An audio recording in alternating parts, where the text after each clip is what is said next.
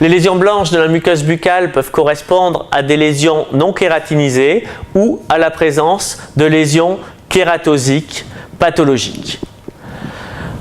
Parmi les lésions kératosiques, nous distinguerons les lésions bénignes et les lésions potentiellement malignes ou malignes de la cavité buccale. Les lésions kératosiques correspondent à une kératose pathologique sous forme d'une hyperparakératose, d'une orthokératose ou d'une parakératose. Nous avons pu voir que certaines muqueuses étaient physiologiquement kératinisées. Il s'agit des muqueuses reposant sur un plan osseux, la muqueuse de la voûte palatine et la muqueuse de la gencive attachée. En dehors de ces zones, la muqueuse buccale n'est pas physiologiquement kératinisée. La leucoplasie correspond à une plaque blanche kératosique idiopathique ou associée à la consommation de tabac. Plus récemment, la noix d'arec a été intégrée à la définition de la leucoplasie puisque son pouvoir carcinogène a été démontré. Le diagnostic de leucoplasie est un diagnostic d'exclusion basé sur l'examen clinique et la biopsie. Parmi les diagnostics à exclure, la première kératinisation pathologique, la plus fréquente, est la kératose frictionnelle. Cette kératose frictionnelle s'observe souvent en rapport avec une prothèse qui frotte contre la muqueuse. Exceptionnellement, la kératose traumatique peut être d'origine chimique. Ici, il s'agissait d'un patient souffrant d'halitose qui utilisait des bains de bouche à base de parfums à répétition. Le lichen plan fait partie des diagnostics d'exclusion de la leucoplasie. Un lichen plan jeune se manifeste par une kératinisation punctiforme qui va prendre secondairement un aspect en réseau. Ce lichen plan peut être idiopathique ou rentrer dans le cadre d'une réaction lichénoïde, le plus fréquemment une réaction lichénoïde de contact en rapport avec une prothèse, mais il ne faut pas négliger la fréquence des réactions lichénoïdes d'origine médicamenteuse. Quelques exemples de lichen plan kératosique. On note sur la photo de gauche un aspect punctiforme du lichen qui progressivement va former des bandes striées entre les papules pour prendre un aspect plus irisé au niveau du bord de langue. Au niveau de la face dorsale de la langue, le lichen se manifeste par des plaques blanches qui correspondent à la coalescence des papilles filiformes. Le lichen plan et les réactions lichénoïdes peuvent évoluer vers des carcinomes épidermoïdes. La transformation carcinomateuse est rare, elle est inférieure à 1%, mais concerne à la fois les lésions de lichen plan et les réactions lichénoïdes. Le lupus est une lésion rare au niveau de la muqueuse buccale. Il est souvent confondu avec des lésions de lichen plan. C'est souvent la présence d'un lupus cutané ou généralisé qui permet d'associer les lésions buccales à des lésions lupiques. L'uranite tabagique est spécifiquement une lésion de la voûte palatine qui est due à la fumée du tabac et à la chaleur due à l'usage du tabac. Cette lésion se manifeste par un érythème punctiforme lié à une inflammation des canaux des glandes salivaires accessoires. Cet érythème est souvent associé à une kératose périphérique superficielle. Il existe des formes cliniques différentes, purement érythémateuses ou papillaires. Les uranites tabagiques ne sont pas des lésions à potentiel malin.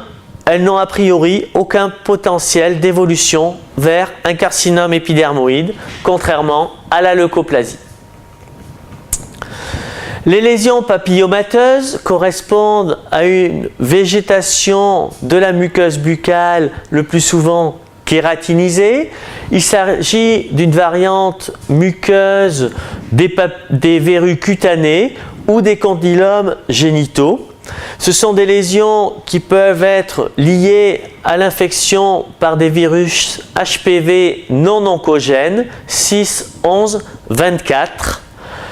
Il s'agit donc de lésions strictement bénignes, mais dont l'exérèse est fortement conseillée en raison de la gêne qu'elles occasionnent. Les leucoplasies, elles correspondent donc à une kératinisation de la muqueuse idiopathique ou chez un patient fumeur une fois que l'on aura éliminé les autres causes de kératose.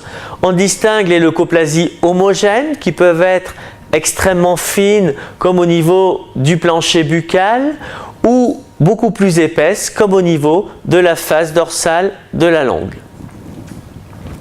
Les leucoplasies peuvent aussi avoir un aspect inhomogène, associant des plaques épaisses nodulaires à des plaques plus fines, ou un aspect ponctiforme sur fond érythémateux. On parlera alors d'érythroleucoplasie.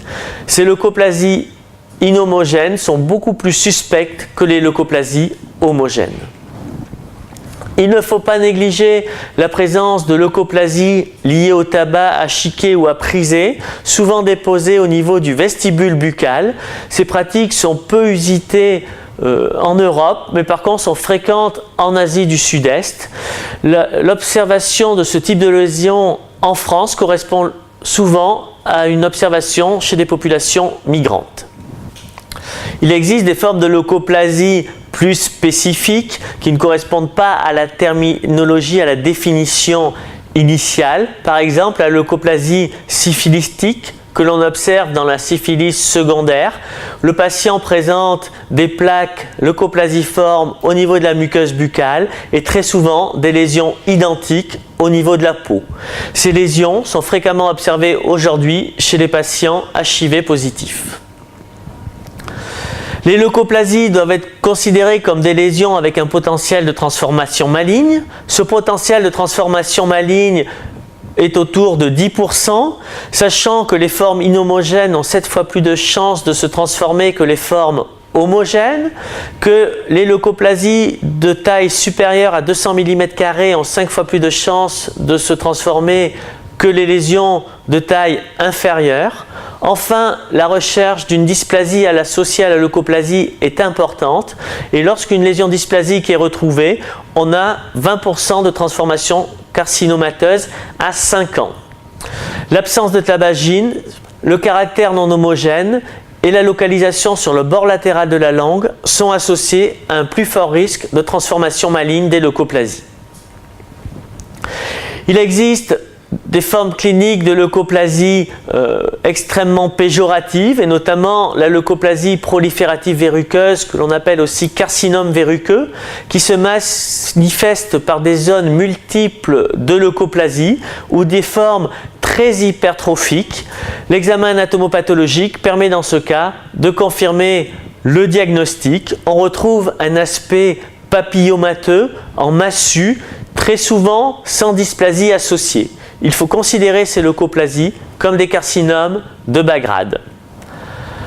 Il faudra devant toute leucoplasie réaliser une biopsie. Cette biopsie devra prendre en compte les différents aspects de la lésion élémentaire, sachant que les lésions élémentaires les plus à risque sont les lésions rouges et blanches ou les lésions franchement rouges, érythroplasiques, qui tranchent avec la muqueuse saine.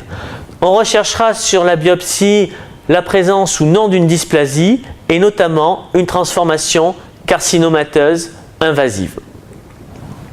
Le traitement des leucoplasies repose en tout premier lieu sur le sevrage tabagique. Lorsque celui-ci peut être obtenu, on observe rapidement une régression des lésions. Les leucoplasies doivent être traitées chirurgicalement lorsqu'elles sont de petite taille. Une exérèse à la lame est préconisée. Dès lors qu'elles ont une taille supérieure à quelques centimètres carrés, une vaporisation laser est indiquée après avoir réalisé une biopsie pour vérifier l'absence de transformation carcinomateuse. Pour les leucoplasies verruqueuses prolifératives de grande taille, un traitement médicamenteux à l'aide de perfusion hebdomadaire de méthotrexate peut être préconisée et permet une éradication fréquente de ce type de lésions qui évolueront systématiquement vers un carcinome épidermoïde invasif. On peut enfin proposer des traitements mixtes associés en chirurgie et vaporisation laser en fonction de la taille, de l'épaisseur des lésions. La chélite actinique, il s'agit d'une lésion fréquente qui va toucher essentiellement les hommes au-delà de 45 ans. La chélite actinique se manifeste par une lésion blanche de la lèvre inférieure qui prend un aspect kératinisé, élastosique, avec perte de la limite bord vermillon de la lèvre, revêtement cutané. Dans les formes actives, il existe fréquemment des ulcérations. Cette chélite actinique pourra évoluer vers un carcinome épidermoïde. Un traitement est nécessaire. Le traitement de la chélite actinique, lorsqu'elle est généralisée, reposera sur la vermillonectomie, qui consiste à réaliser l'exérèse du vermillon des lèvres dans sa totalité. Lorsqu'elle est plus localisée, un traitement par vaporisation laser pourra être indiqué. En conclusion, face à une lésion kératosique de la muqueuse buccale, il faudra poser un diagnostic clinique qui est le plus souvent provisoire, qui est analysé au laboratoire d'anatomopathologie.